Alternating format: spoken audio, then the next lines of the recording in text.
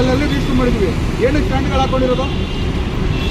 ನಮ್ಮ ಏರಿಯಾ ಜನಗಳಿಗೆ ಸರ್ವಿಸ್ ಕೊಡೋದಕ್ಕೆ ಸ್ಟ್ಯಾಂಡ್ಗಳು ಹಾಕೊಂಡಿದ್ವಿ. ಕರೆಕ್ಟಾ?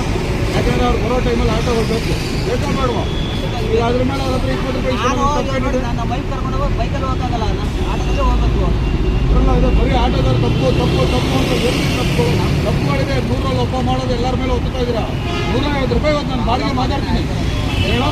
150 ರೂಪಾಯಿಗೆ ನಾನೊಂದು ಬಾಡಿಗೆ ಮಾತಾಡ್ತೀನಿ, ಅಷ್ಟೇ ಮೀಟ್ರ್ ಆಗುತ್ತೆ. ಇಲ್ಲ ಇನ್ನು 5 ರೂಪಾಯಿ ಕಮ್ಮಿ ಆಗಲಿ. ಮಾತಾಡದೆ ಕೂತ್ಕೊಳ್ಳೋ ಕಸ್ಟಮರ್ಗಳಿದ್ದಾರಾ? ಎಲ್ಲ ಒಂದು ಕಡೆ ಇರ್ತಾರೆ. ಅದೇ ಥರನೇ ಎಲ್ಲೋ ಒಂದು ಆಟೋದೊಂದು ಮಾಡೋ ತಪ್ಪಿಗೆ ಎಲ್ಲರನ್ನೂ ಒತ್ತಿದ್ದೀರಾ. ಎಲ್ಲೋ ಒಂದು ಮಾತು ಬರಲೇಬಾರ್ದು. ನಾನು ಗ್ಯಾರಂಟಿ ಕೊಡ್ತೀನಿ ನಮ್ಮ ಆಟೋ ಡ್ರೈವರ್ಗಳಿಗೆ. ಎಲ್ಲೋ ಒಂದು ಮಾತು ಬರದೆ ಕಸ್ಟಮರ್ಗಳನ್ನ ಕೊಡ್ತೀರಾ ನೀವು? ಆಗಲ್ಲಲ್ಲ. ಆಮೇಲೆ ಎಲ್ಲಿ ತಂದ್ಕೊಂಡಿರ್ತೀರಿ ಆಟೋದನ್ನು? ನಾವು 200 ರೂಪಾಯಿ ಮೀಟ್ರಿಗೆ ಹೇಳ್ತೀವಿ, 100 ರೂಪಾಯಿ ಕೊಡ್ತೀರಾ? 80 ರೂಪಾಯಿ. ಮುಖ ಹೆಂಗ್ ಮಾಡ್ತಾರೆ? ಇಸ್ಕಾನ್ ಟೆಂಪಲ್ ಇಂದ ಸಪ್ತಗಿರಿ, ಇಸ್ಕಾನ್ ಟೆಂಪಲ್ ದೇವಸ್ಥಾನ ಸಪ್ತಗಿರಿ ಎಷ್ಟು ಕಿಲೋಮೀಟ್ರು?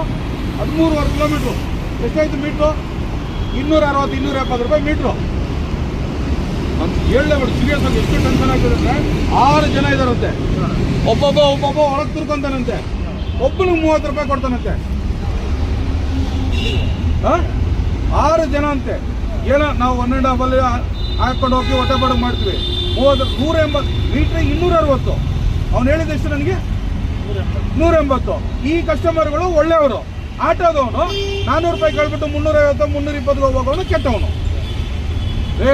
ಒಂದು ತರಕಾರಿ ಅಂಗಡಿಯಲ್ಲಿ ಹೋಗಿ ಹೇಳಿ ಅಲ್ವಾ?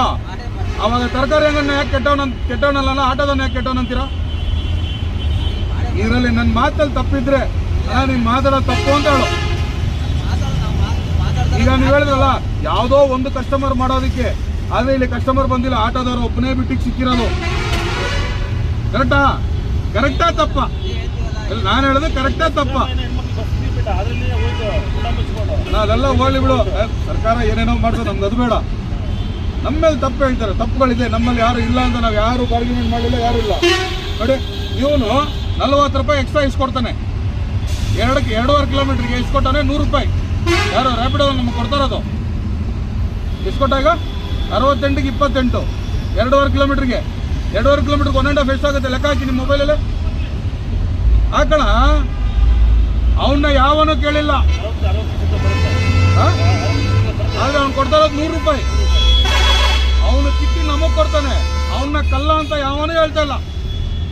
ರ್ಯಾಪಿಡೋ ಓಡಾಡಿದ್ದೀರಾ?